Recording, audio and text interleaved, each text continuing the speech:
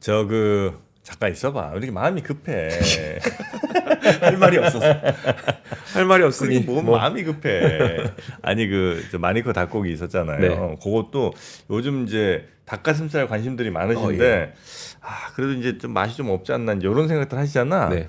그 닭가슴살을 요 보랄 보랄 에어프라이어에다가 살짝 올리브유 같은 거 바르고 소금 살살 쳐갖고 맛소금 살살 쳐서 이렇게 후추까지.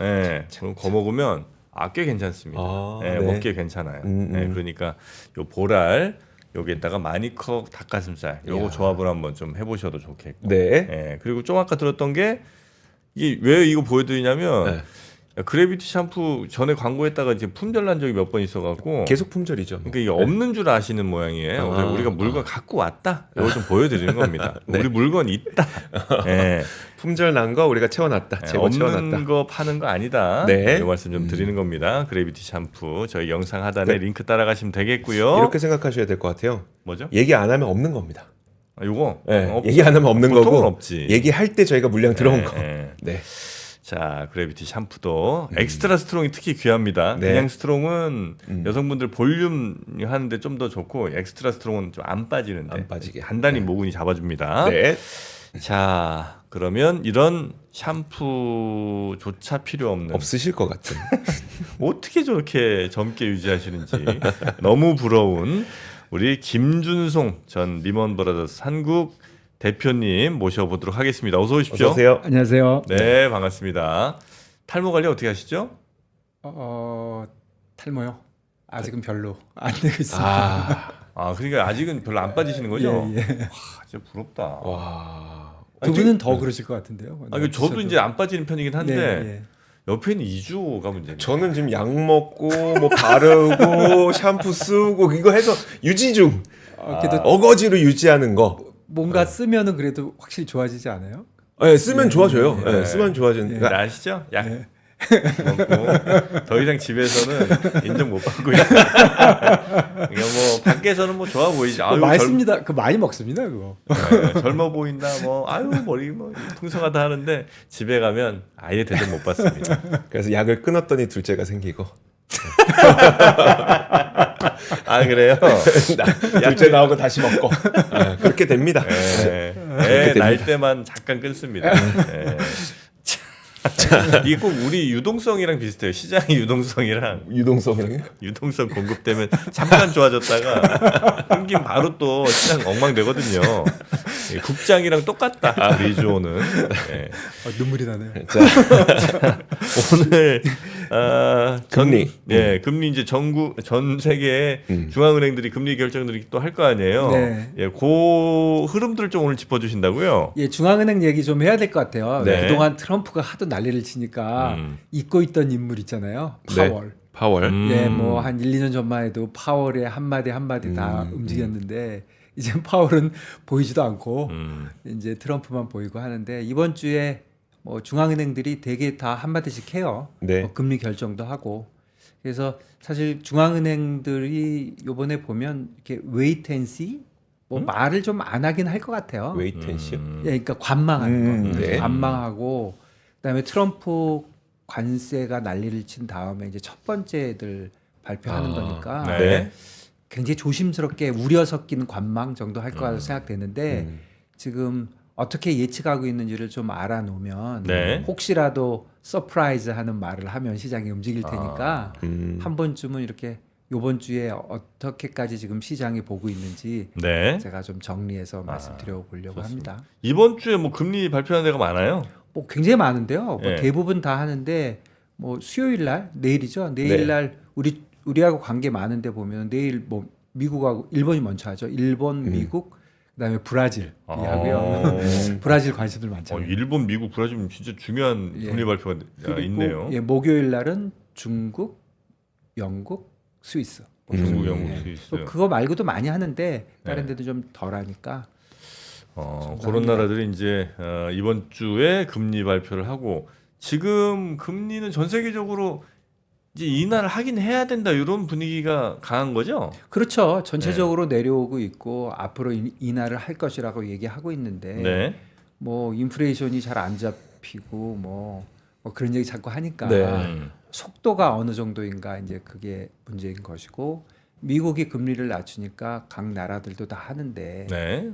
나라마다 사정이 다 있겠죠. 네. 예전에는 인플레이션이 워낙 급격하게 움직이니까 이자율을 전 세계 중앙은행들이 다 따라서 있는데 이제는 좀 안정되고 그러니까 다들 자기 나라 사정에 따라서 이제 좀 속도도 조정하고 뭐 우리는 또 부동산 문제하고 엮여 네. 있고 네, 뭐 네, 네. 다들 이제 자기 나라 사정이 있는데 관련돼서 이제 좀 네. 어떻게들 지금 시장에서 보고 있는지. 그러면 미국부터 한번 볼까요? 네. 그러니까 얼마 전에 CPI 나오긴 했는데 네, 사실 이걸 근거로 금리 결정을 해야 될지 네, 아니면 트럼프 효과가 본격적으로 반영되지 않았으니까 네, 조금 더 지켜보면서 금리 결정을 해야 될지 네. 이번 FOMC에서는 어떻게 할 것 같으세요? 시장의 예상은 일단 동결은 거의 확실한 것 같고요. 음. 4.5%에서 동결을 하고 이번 거 좀 봐야 된다는 얘기겠네요. 예, 이번에는 뭐 동결을 할 것 같고 시장 예전에 그 점도표라는 거 네. 연준이 보여주잖아요. 네. 두 번 할 때 한 번씩 보여주는데 마지막 게 12월 거거든요. 네. 저번에 건 안 했고 1월 달에는 안 했고 요번에 이제 점도표가 나올 텐데 점도표 상에는 뭐 기억나신지 모르겠지만 외우기도 쉬워요. 지금 4.5에서 1년에 0.5씩 쭉 내립니다. 그래서 금년 말은 4.0, 내년 말은 3.5, 그 다음은 3.0, 그리고 앞으로 계속 3.0 이렇게 이제 발표를 했는데 금년에 그러니까 두 번 내린다는 거잖아요. 4.0까지 가니까 시장도 굉장히 비슷하게 보고 있어요. 뭐 페드 워치 같은 거 보면 뭐 6월 정도에 한 번 내리고 9월이나 9월 정도에 내리고 그리고 연말에 그러니까 2에서 2.5회, 네. 2.5회라는 건 없는 거니까 2회에서 조금 더 내릴래나 뭐 그 정도에 있으니까 지금 시장과 중앙은행이 얘기하는 거하고 별 차이가 없거든요. 그러다 보니까 요즘 금리에 대해서는 사람들이 별 말이 없군요. 별 말이 없는 거고 다만 이제 장기 금리에 대해서는 좀 얘기를 하지만 네. 실질 금리 그렇지만 기준 금리에 대해서는 좀 조용한 편인데 지금 말씀해 주신 대로 3월 7일인가 파월이 경기 괜찮다고 얘기했어요. 네. 그러면서 주시장도 좀 좋아지고 했는데 그 이후에 주식이 급락했죠. 그리고 말씀해 주신 대로 소비자 신뢰 지수 같은 게 나빠졌어요. 네. 근데 가만히 보면 그거 다 트럼프 관세하고 연관이 있잖아요. 네. 관세를 가지고 하도 뭐라고 하니까 제가 보기에는 네. 주식이 아무래도 내려간 거고요. 불확실하니까 뭐 이랬다 저랬다 뭐 매일같이 말이 바뀌니까 그러니까 요즘 트럼프 말 안 하면 주식 오르잖아요. 네. 그러니까 트럼프가 워낙 동무대를 하니까 네. 그러니까 그러고 있고 근데 소비자 신뢰 지수 이런 것도 좀 내려왔거든요. 소비자 신뢰 지수라는 건 그냥 이렇게 서베이 하는 거예요. 너 네. 어떻게 될 것 같아? 이렇게 물어보는 건데 네. 좀 나빠졌겠죠. 불안하니까 나 소비 좀 안 해야 될 것 같은데 이렇게 되고 앞으로 인플레이션 어떻게 될 것 같아? 이렇게 물어본 거거든요. 기대 인플레이션도 그것도 불안하니까 뭐 오를 것 같아. 이렇게 한 건데 이 두 가지에 대해서 지금 3월 7일부터 한 열흘 됐으니까 이제 파월이 그 기자회견을 할 때 네. 분명히 물어볼 거거든요. 너 어떻게 생각해? 네. 관세에 대해서는 어떻게 생각해? 이거 그럴 때 파월이 어떤 톤으로 얘기하느냐가 이제 시장에 영향을 줄 것 같습니다. 어떤 톤으로 이야기하느냐. 예. 그 톤은 아직 예측하기가 조금 어려운. 근데 네. 파월은 항상 그 특기가 물에 물 탄 듯 술에 술 탄 듯 얘기하는 게 특기잖아요. 네. 그리고 모든 거를 데이터에 의존해서 하겠다. 네, 뭐 그런 건 사실 좋은 거죠. 네. 중앙은행 총재가 조금 듬직하게 뭐 진득하게 하는 건 나쁜 건 아닌데 그렇지만 파월 머릿속에도 생각을 해보면 파월의 역할을 생각해 보면 그러니까 인플레이션 없는 성장 네. 그래서 따라오는 고용의 안정 뭐 이런 거잖아요. 그런 역할을 생각해 본다면 요번에 뭐 제가 파월이라면 머릿속에는 야 이거 어떤 톤으로 얘기를 해서 경기가 폭락할 것 같지는 않다. 그 네. 얘기는 분명히 하려고 노력을 할 거예요. 근데 데이터에 뭐 벗어난 얘기는 안 할 거고 경기가 괜찮을 것 같아. 그 얘기도 해주고 싶고 그 다음에 시장이나 뭐 주식시장 이런 것들이 폭락하지는 않을 것 같아. 그래서 사람들의 심리를 안정시켜서 네. 소비자들이 뭐 소비라든가 기대 인플레이션에서 큰 영향이 없도록 하려고 노력을 할 것 같아요. 네. 근데 그게 이제 과하면 역효과가 나니까 음. 뭐 파월이 워낙 능수능란한 사람이니까 잘 할 건데 그 두 가지 역할을 과연 어떻게 해낼런지. 다만 저는 예를 들어서 그 뭐 페드 푸시란 말 아시죠? 네. 아, 페드가 하방을 막아주는 네, 거. 하방을 막아주는 거. 네. 푸시라는 건 풋옵션에서 나온 말이고 네. 풋옵션 사면은 왜 밑으로 안 내려가니까. 네네. 그런 것처럼 페드 푸시라는 거는 구체적으로 어떤 이제 정책을 내놓는 거잖아요. 네. 이자율을 뭐 내린다든가 뭐 이런 거는 안 할 것 같아요. 예전에 우리 경우에도 보면 한국은행이 금리를 내리면서도 금리 내리면 경기에 좋은 거지만 야, 경기가 너무 나빠. 그러니까 그때 주식 그냥 무너졌거든요. 네. 그러니까 그런 걸로 봐서 이번에 페드가 푸스를 하면 그거는 오히려 이거 중앙은행까지 이제 나쁘게 보는 거야. 그래서 아마 그런 쪽으로는 안 할 것 같고 굉장히 조심스럽게 할 것 같아요.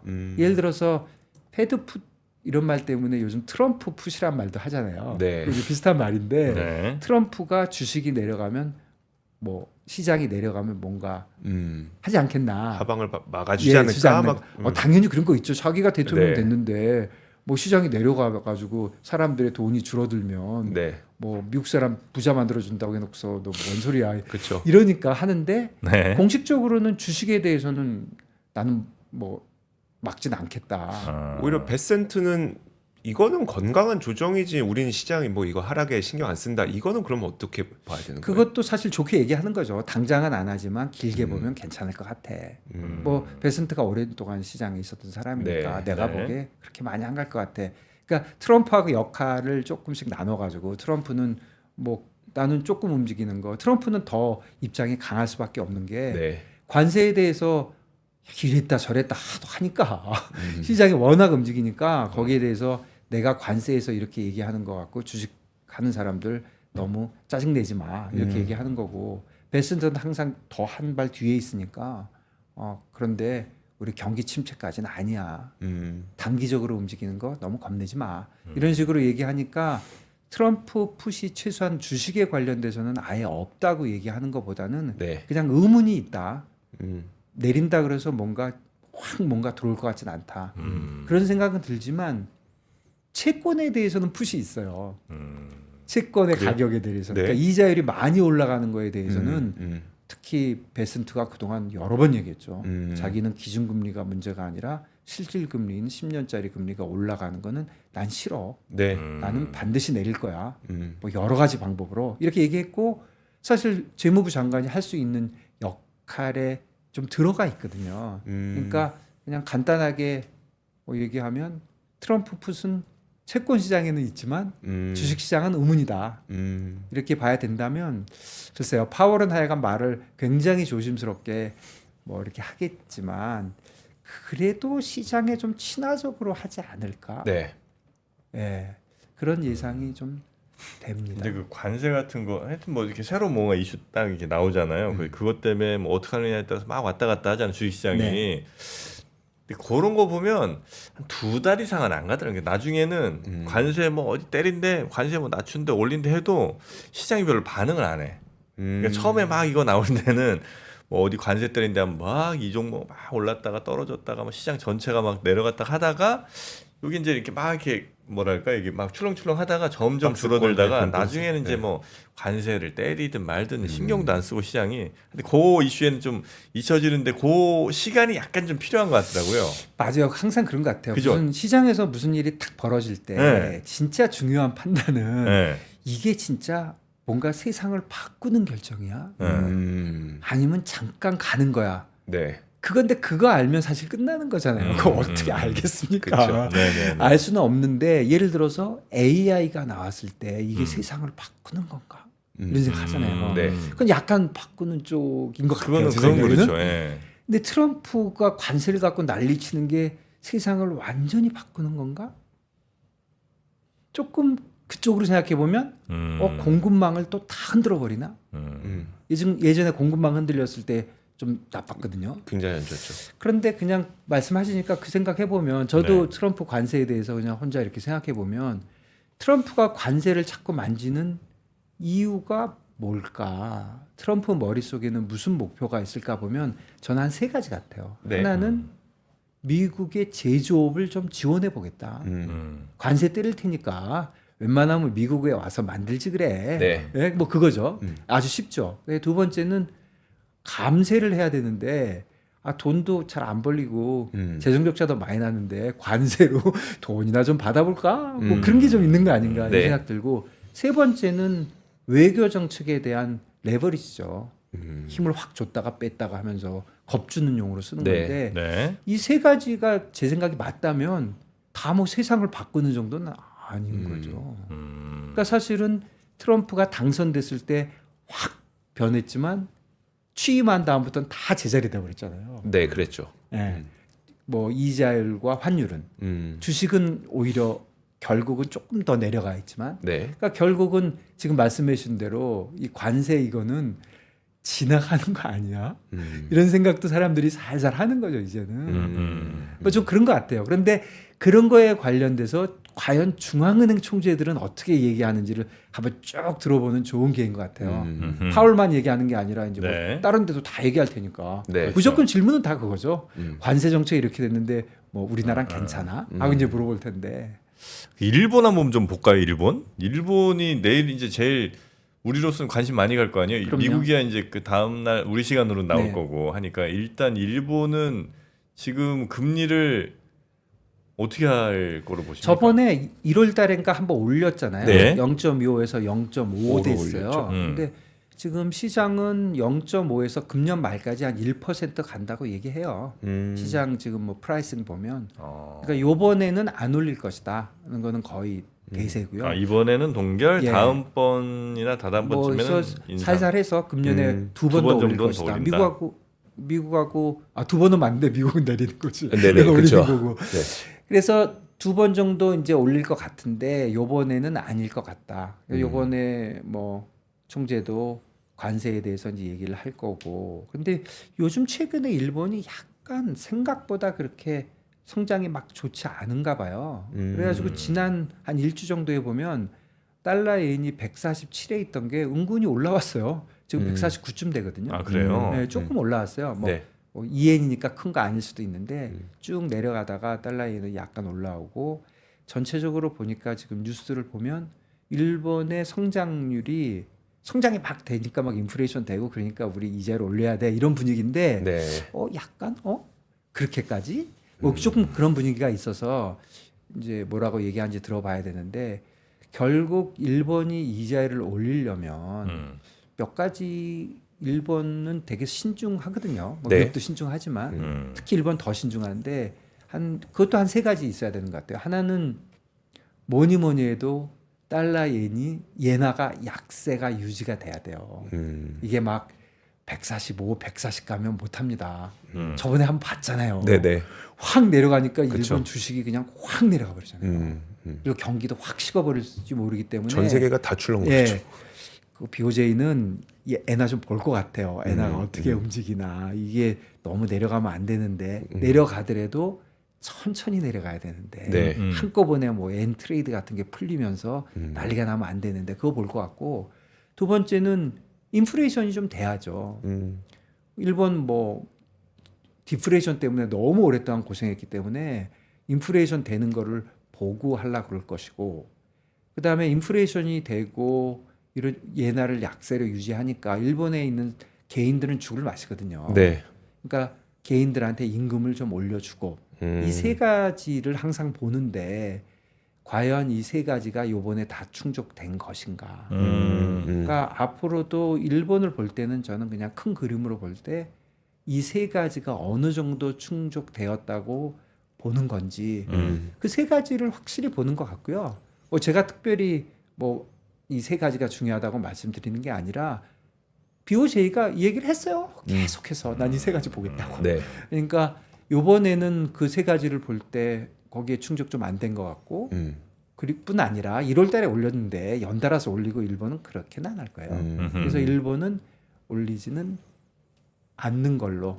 그다음에 일본이 관세에 대해서 그리고 일본은 주식 은근히 빠졌어요. 지금 연초 대비해서 그래요? 네. 거의 미국만큼 빠졌어요.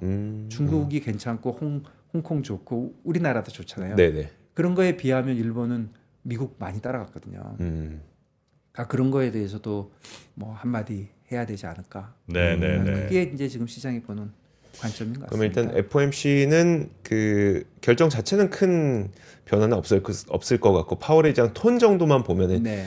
될 것 같고 일본도 사실 지금 뭔가 금리를 계속 연속적으로 올릴 수 있을 만한 상황은 아닌 것 같으니 네.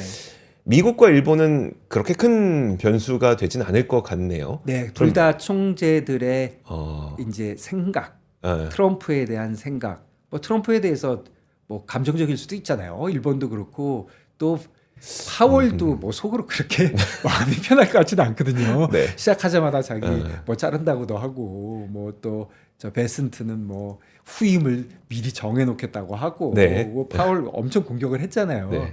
그러니까 속으로는 별로 안 좋지만 뭐 워낙 음흉한 사람이니까 이제 아주 이제 뭐 굉장히 조율해서 얘기하겠지만 어쨌든 두 총재의 그 한번 코멘트를 네. 잘 들어보시면 힌트가 좀 될 것이다 그런 생각이 듭니다. 그러면 이제 우리가 기대할 수 있는 그 중앙은행 결정은 중국이 남았을 것 같고. 네. 중국은 낮추겠지 뭐. 네.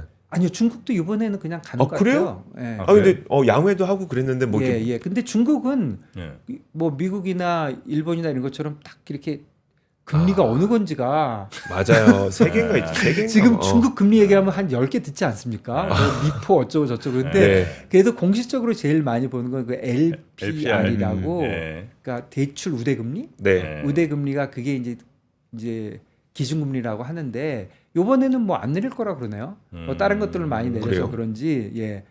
뭐 지금 대출 1년짜리가 3.1%, 5년짜리가 3.6%거든요. 1년짜리는 일반 대출하는 네. 거고 5년짜리는 이제 주택담보대출하는 건데 요번에는 금리 자체는 놔둘 거라는 게 예상이고요. 네. 앞으로 전체적으로 금리를 낮추는데 이제 중국은 이제 금리 시장도 굉장히 통제가 돼 있기 때문에 네. 이 금리가 몇 퍼센트인가 이게 중요한 게 아니라 이 사람들이 어떻게 얘기하느냐가 중요한데 이번에는 금리 자체는 하여간 내리지는 않을 것 같고 뭐 중국의 부양책에 대해서는 뭐 많이들 말씀하셨으니까 네. 중국이 사실 부양책을 상당한 수준으로 할 걸로 생각이 되잖아요. 네. 그게 사실 우리 주식에도 긍정적인 효과가 나고 미국의 동무대였던 게 중국도 다시 생각해 보니까 역시 만만치 않네. 네. 지금 이제 그런 정도인 것 같습니다. 그럼 뭐 금리는 전 세계 주요국들은 거의 이제 동결로 가는 거고. 네. 그러면 다른 나라들 대체로 그 주요국들의 금리 흐름에 이제